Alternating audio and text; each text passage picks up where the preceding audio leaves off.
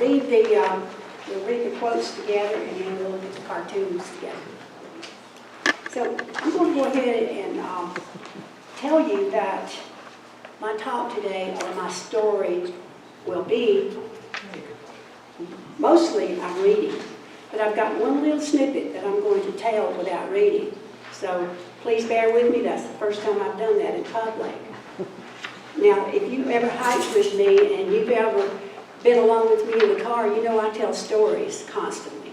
Don't I, Joyce? Yep. Marie found that out. I tell stories all the time. So this time I'm going to try to tell one without reading it, but I will read the first part. Okay. My topic is, how did we get here from there? I look around and I see everyone that come from somewhere else, some other religion or some other part of the country. Is there anybody here that was born here in Raven County? One. I wasn't. Just down the road. So let's read these quotes together. I uprooted myself from my home ground and left. Took my dreams. Took my dreams and took to the road. When a flower grows wild, it can always survive. Wildflowers don't care where they grow. Dolly Parton, somebody I admire a lot. The next two are from people I've learned from and read. If our religion is based on salvation, our chief emotions will be fear and trembling. If our religion is based on wonder, our chief emotion will be gratitude. Carl Jung. Breaking out is following your bliss pattern, quitting the old place, starting your hero journey, following your bliss.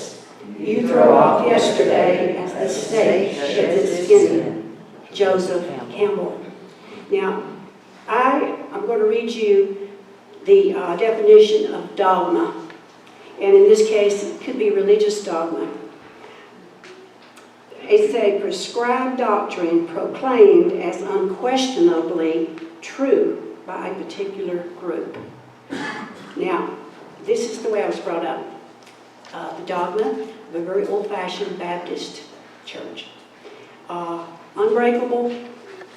I mean, everything in that doctrine is true. You don't get to veer from that. Being a Baptist preacher's daughter, of course I'm going to rebel. I rebelled in every way. Some people seem to be born in the wrong place, in the wrong family, and it seemed like I was from the very beginning. So that's what I'm going to talk about today.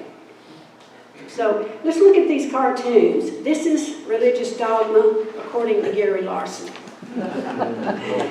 He had a way of just making you laugh, but yet hitting on the truth. That first one I noticed right away because God's got a box of clay. He says, boy, these things are a cinch. God makes the snake. Now the next one, you can't see very well. Patrick wanted me to bring that because there's a dog laying in hell with some people. And his story, well, I don't know. I always assumed he was just a bad dog. Now, the next one is what I always, when I was real small, thought heaven would be like. You're sitting on a cloud with wings, right? And I wish I'd brought a magazine. And I saw this one used yesterday at our horse retreat. Come on, it's either one or the other.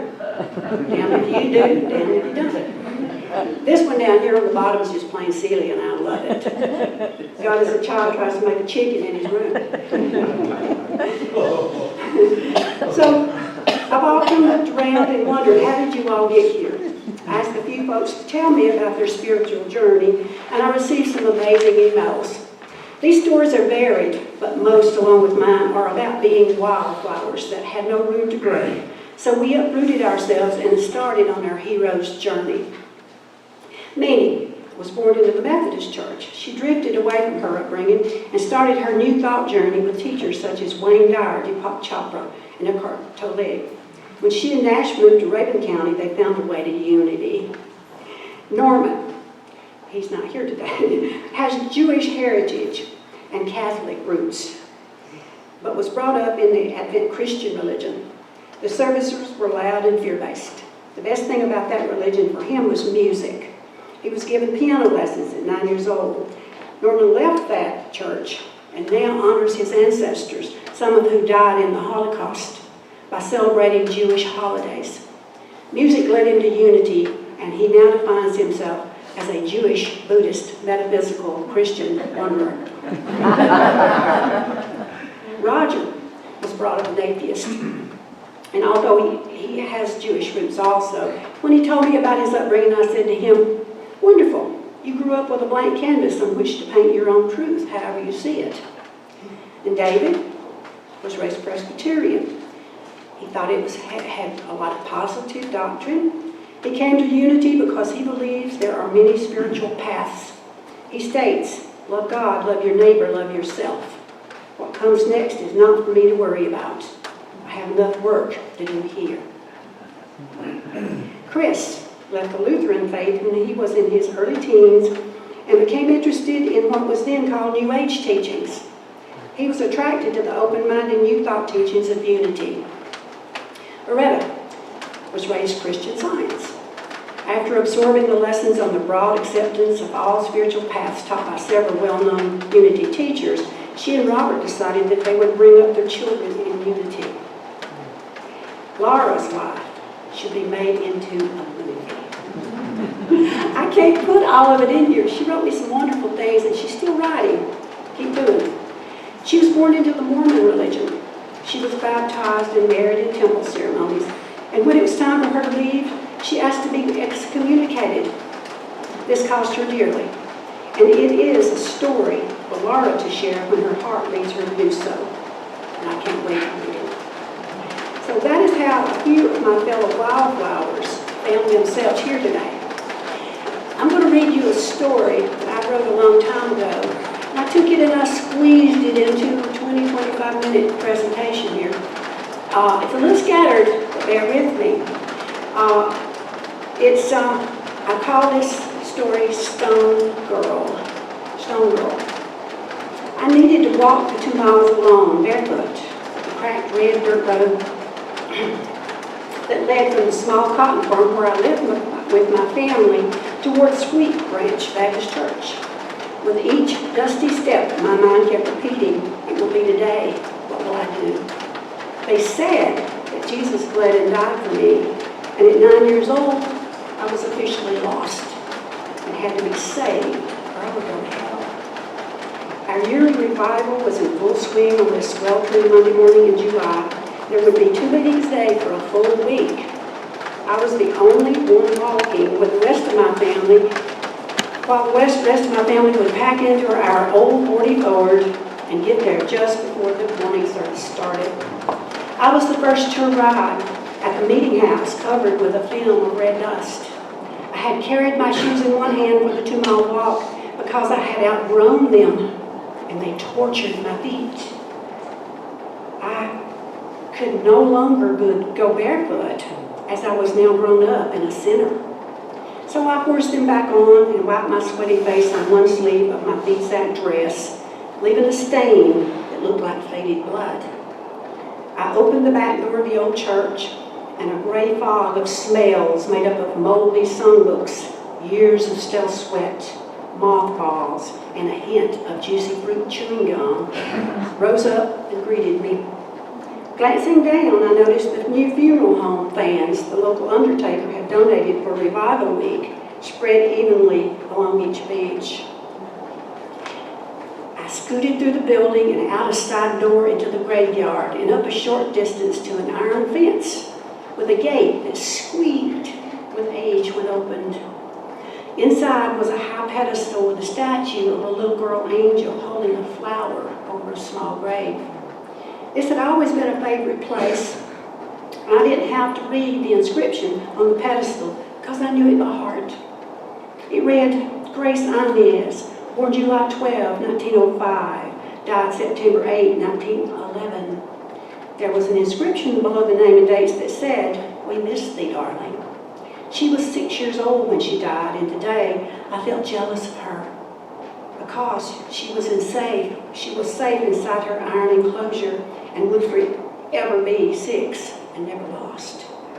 I had named the sculpture Stone Girl when I was much younger. Now, all I wanted was to stay inside that fence with her, but I could not. So I unlocked the gate and limped down the hill with my toes squeezed together in shoes that no longer fit. After folks arrived and everyone was seated inside but me, I slipped in and found a bench near an open window, hoping to feel a breeze because the air inside was already soupy with heat. People were using the funeral home fans, but they didn't help. Mine had a picture of Jesus suffering on the cross. And on the back, there was an ad in big bold letters that stated, Bolton's Funeral Home, your friend in this time of need. I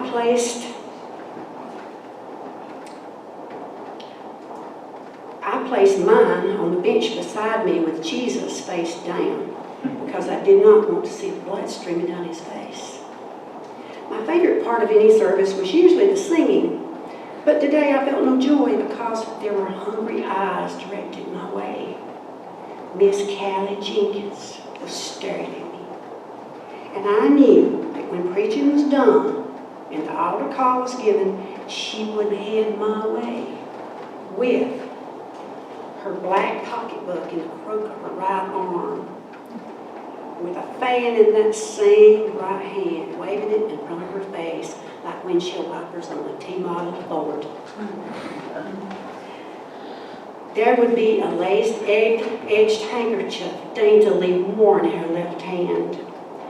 She was wearing a dark print dress with red rickrack around the collar and black lace-up shoes and stockings, even in the July heat. She wore her gray hair cut short with sculpted, sharp finger waves that looks as if they would cut if touched. Miss Callie was known to take credit for the number of lost souls she had led to the altar. And I knew she had plans to add me to her starry crown.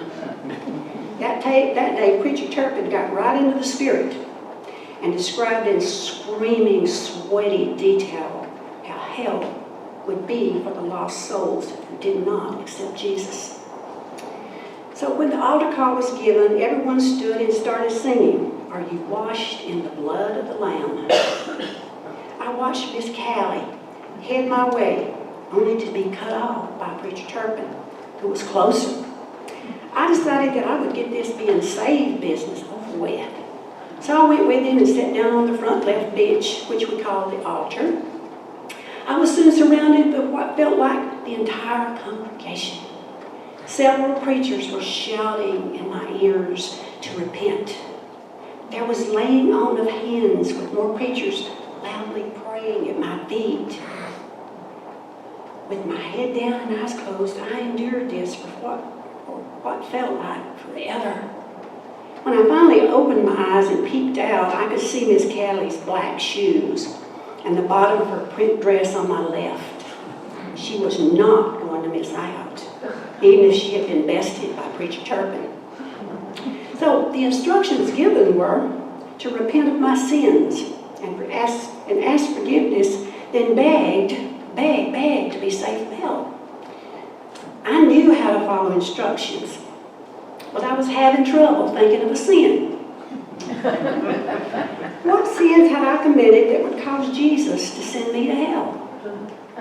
Well, then I remembered the True Romance magazine I had sneaked from my teenage aunt. I had smuggled it into the barn loft and hid it under the hay. I read it but didn't find it interesting, just kind of yucky. But I asked forgiveness anyway. But the preacher said sins. So maybe I needed at least one more. So I gave it some more thought. Oh yeah, the week before, I stole my brother Jared's sugar daddy that he hid behind his bed by sticking it to the wall after he licked it for a while. I took it and happily finished it off. The only thing I was sorry about at the time is that it didn't last longer. because Jared had already taken out the first layer of caramel. I confessed to that sin, repented, and waited. But nothing happened, except I felt aggravated because people wouldn't shut up and let me concentrate on getting saved. It just didn't happen, especially after Miss Callie took my arm in a painful vice grip and hissed into my ear, "You are stiff-necked, independent, and stubborn. You deserve to go to hell if you don't humble yourself." Now, nobody heard her but me, but if they had, I figured they would all agree with her, because I couldn't bring myself to beg and plead in front of everybody. So after a while, everybody seemed to run out of steam, so Preacher Turpin suggested that we go home and pick up where we left off that night. I was to come back to the altar and try again. After dismissal, everyone gathered outside for the usual gossip before we headed out, and I refused to ride and began to walk home. While no one was looking, I took my shoes off and threw them in a gutter. They hurt, and even if I got a switching, I was not going to wear them anymore. My family had already went into the house for dinner by the time I trudged down the road in sight of home. So I crawled into my secret place under a huge oak with low limbs that felt sheltering and safe. My brother J.D. found me there and asked if I was going to come and eat, but I told him I wasn't hungry. He nestled in beside me and asked what it was like going up for prayer. He was 11 months younger than me, and he knew that his time was coming to be a lost soul. I told him that it was awful, and that they had lied to me because I followed the rules and nothing happened. I didn't see angels, and for sure Jesus didn't show up. Besides, I couldn't stand Miss Callie. Well, I liked J.D., and I didn't want him to feel scared, so things needed to lighten up some. I told him that when Miss Callie got right in my face that she had bad, awful, pukey breath. He knew one of my stories was coming and said, "How bad was it?" So I told him. Now this part I'm going to try to do in a 9-year-old voice. Remember, when I was 9 years old, I did not speak English. I spoke Appalachian with an accent. Well, I told him, I said, "Well, now, this is what I think happened. The reason her breath is bad, well, you know, she got home late from a meeting last night. She's just tired because she's chased sinners all day.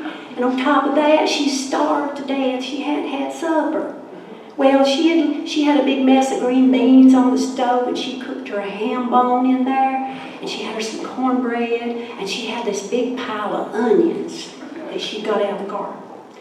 Well, she poured her a glass of cold buttermilk, and she ate and ate and ate. She ate every one of them onions. That was her favorite thing. But now what she done too is she picked all the meat off that ham bone. And then she's so tired, she decided she wouldn't even wash the dishes. She'd just go to bed. So she went in her bedroom and she opened the window. It didn't have no screen on it, but she didn't care, it was hot. So she put on her nightgown and she piled in the bed. But then she just happened to remember she forgot to take out her teeth. You know, she had an upper plate. She didn't have none on the bottom. She had 2 teeth. That's enough down there. So she decided she'd just take her teeth out and lay them over on the table by the bed. Well, she done that. And she turned over and she went to sleep. Oh boy, she slept so good until it was almost daylight. When in through that window come this big old hound dog. He jumped in. It was her old dog that she'd named Eisenhower. Eisenhower had been out all night, goofing around and just roaming around, and he'd come back and he see them teeth on that table. That looked like a bone to him. He went over there and smelled of it. Ooh, that smells good. Ham, yay. So So he grabbed them teeth and he crawled up under the bed, and he's under there just a slobbering and a chewing and licking. He's getting all them little hand parts out from between them, and he tasted this mint. He didn't much like that. It was some of that poly grip, He didn't like it, but he went ahead and cleaned it off. While he's having him such a good time, he even cleaned the coffee stains off them teeth. What he couldn't get off was the smell, But they still smell like onions to him. Well, it got to be on up in the morning. It was getting late in the morning. He's still under their bed. He heard Miss Callie waking up. He decided he better get out from under there. Well, he did. He crawled out and he dropped them teeth on the floor right under the table. Well, she woke up and seen the clock. She see she's going to be late for me. And she had to hurry up and wave her hair in them finger waves. And she had to get dressed. And so she reached for her teeth. They wasn't there. She seen them at the floor and she picked them up. And they looked nice and clean. She just stuck them in her mouth. And she went to get dressed. Now, what do you say? How bad? Oh, yeah. I tell you what made it even worse than that. That old dog, he'd been out all night long. He had found him a nest of rotten eggs. He sucked them eggs. Then he found him a couple of dead chickens with maggots. He ate them. Then, as on his way home, he decided to take a shortcut through the hog pen. Well, all that hog doo-doo, how it gets mixed in with water when it rains. Yeah, he went in there, he drunk him some of that. And then he come in the winter and he chewed on her teeth. That's how bad the bread